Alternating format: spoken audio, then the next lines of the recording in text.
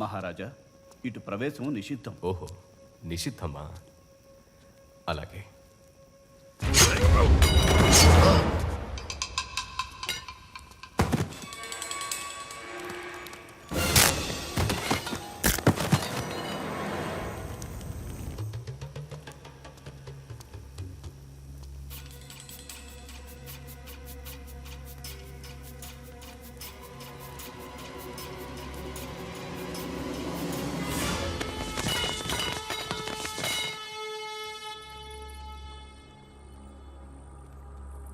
ఇక్కడున్నారా?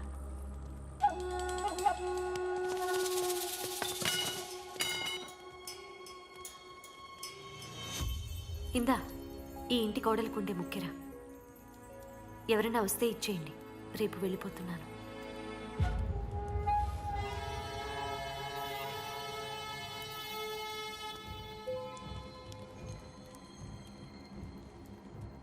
ముక్కరిస్తే చెల్లిపోతుందా? ఇంకా చాలా ఇచ్చానే. నేను చాలా ఇచ్చాను. అలా లెక్కలేసుకుంటే మీరే నాకు రుణపడి ఉంటారు. పిల్లలు? వాళ్ళు అమ్మతో ఉంటారు. ఈ రాత్రైనా నాతో ఉంచొచ్చుగా? ఇంకా నయ్యం, నన్నుండమనలేదు.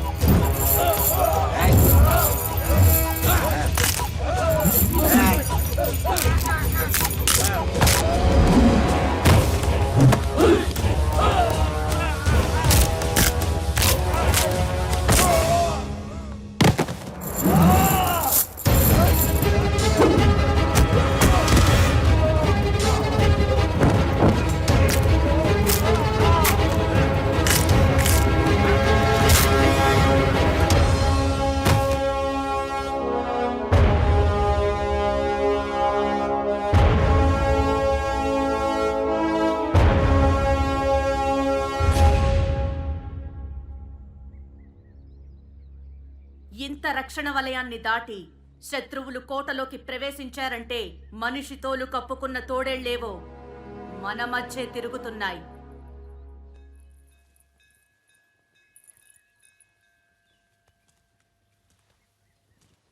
మహారాణి, నీ భర్తతో కలిసి మా అమ్మతనాన్ని బ్రతికించిన మాతృమూర్తివి. ఇలాంటి దాడులు ఎన్ని జరిగినా నీ ఐదోతనానికి ఏమీ కాదు వాసిష్ఠీదేవి. ఆ రాక్షసుడి చెర నుంచి మా బిడ్డల్ని విడిపించేందుకు నీ బిడ్డను ఎరవేశావు. ముద్దుగారి వయసులో యుద్ధరంగానికి పంపి అత్తగారిని వెంచిన వీరమాతవయ్యావు. నా బిడ్డ నన్ను అమ్మా అని పిలుస్తున్నప్పుడు నీ త్యాగమే గుర్తుకొస్తోందమ్మా. ఆ ధర్మమూర్తిని తయారు చేసింది గౌతమి మాత పెంపకమే కాదమ్మా, నీలాంటి వీరపత్ని మీదున్న నమ్మకం కూడా. మీ గురించి మహారాజు మా సామంత రాజులకు ఏం చెప్పారో తెలుసా? ప్రభు, వాసిష్ఠిదేవి ఒప్పుకుంటుందా? ఆమెది మాత్రం మాతృత్వం కాదా? తను నా శరీరంలోనే కాదు, సంకల్పంలో కూడా సగభాగం. ధర్మార్థ కామ మోక్షాలలో నా చెయ్యి వీడదు, నా మాట దాటదు. నువ్వు నిజంగానే ఆయన సంకల్పంలో సగభాగం వాసిష్ఠీదేవి.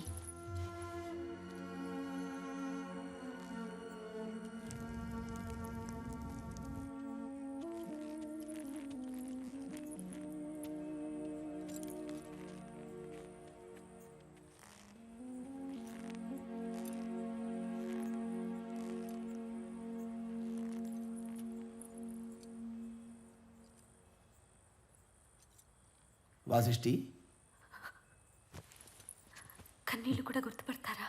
కన్నీళ్లకు మనసు పుట్టిల్లు, కళ్ళు అత్తారిల్లు, రెండు నావేగా. పుట్టింటికి వెళ్తానన్నావు. యుద్ధానికి భయపడి పారిపోయేంత పెరిగిదాన్నేం కాదు. అత్తను మించిన వీరమాతను. అబ్బో, ఇది ఎప్పటి నుంచో? కాదా, యుద్ధంలో మీరు కత్తి పడితే నా బిడ్డ తండ్రి వేలు పట్టి వీర విహారం చేశాడమ్మా. ఇందా, ఎవరన్నా వస్తే ఇచ్చేమన్నావుగా. నేను వచ్చానుగా. ఎవరా? ఇవనా? ఇవరా?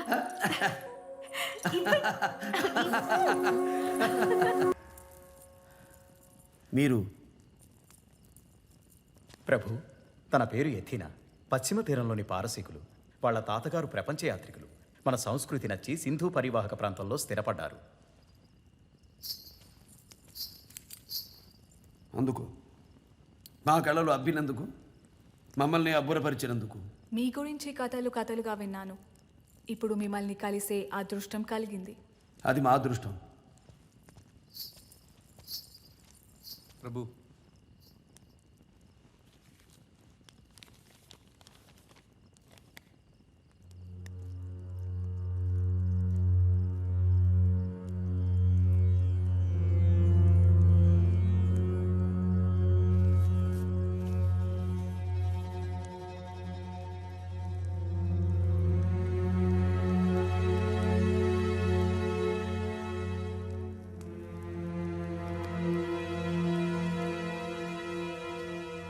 మిత్రమా, అమోఘం, అద్భుత శిల్ప సౌందర్యం. ఇవి శిల్పాలా లేక మా సోదరిని మనువాడిన జ్ఞాపకాలా? తెలుగు శిల్పే శిల్పి. అది చూసారా? మా తాత హాలుడు చెక్కించిన ఏనుగులు. ప్రభువులు ప్రజలను మోసే పట్టపుడు ఏనుగుల్లా ఉండాలట. ఏనుగు వెనక ఏనుగు, ఏనుగు వెనక ఏనుగు, ఎన్ని ఏనుగులైనా పెడుతూనే ఉంటాయి. కడపటి ఏనుగుకి మొదటి ఏనుగు ముఖమైనా తెలీదు. అయినా నడక మారదు, దారి తప్పదు. నమ్మకం ఉండాలి, తోక పట్టుకునేందుకు తొండ ఉండాలి. బలా మిత్రమా. సామంతులైనా అంతే, సార్వభౌముణ్ణి అనుసరిస్తూ ఉండాలి. మధ్యలో ఒక్క మదపుడేనుగున్నా కట్టు తప్పుతుంది. మన మధ్య 2 మత గజాలున్నాయి. ఏం చేద్దాం మిత్రమా?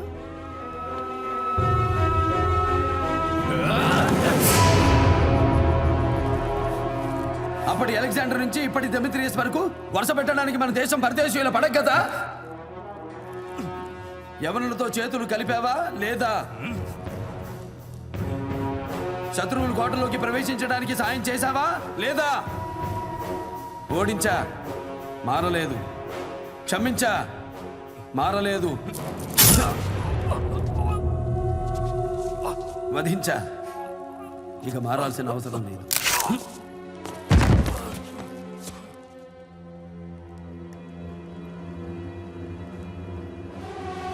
మందలో ఇంకొక మతగజం ఉంది.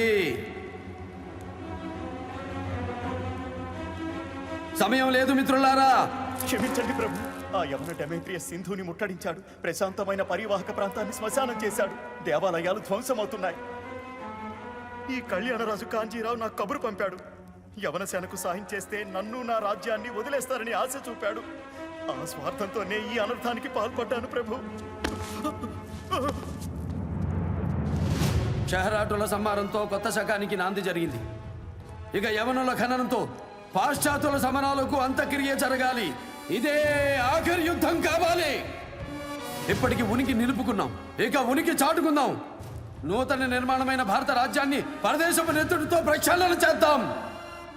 దొరికిన వాడిని తురుముదాం, దొరకని వాణ్ణి తరుముదాం. ఏది ఏమైనా దేశం మేసం తిప్పుదాం. జయ హో అఖండ భారతావని, జయ హో అఖండ భారతావని, జయ హో అఖండ భారతావని. కోటిలింగాలు వెళ్ళడానికి ఏర్పాట్లు చేయండి.